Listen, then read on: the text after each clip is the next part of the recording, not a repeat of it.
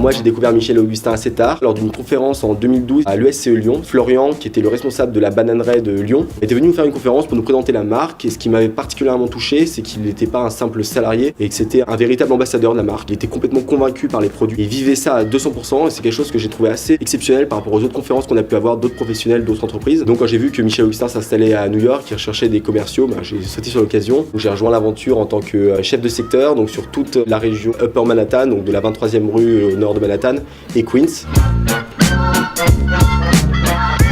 C'était vraiment de la prospection pure et dure. J'étais avec mon caddie toute la journée dans la rue, aller visiter entre 10 et 20 magasins par jour. Et donc le but, c'était vraiment de développer le marché américain, de comprendre le consommateur américain qui cherche de l'innovation, il cherche des produits différents, des nouveaux goûts et de la qualité surtout, des produits organiques, sans OGM.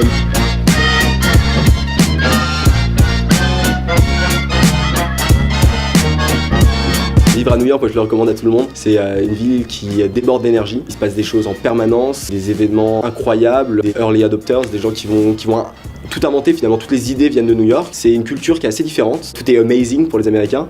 Donc il faut savoir adapter son langage, adapter sa réaction par rapport au feedback qu'on peut avoir des clients.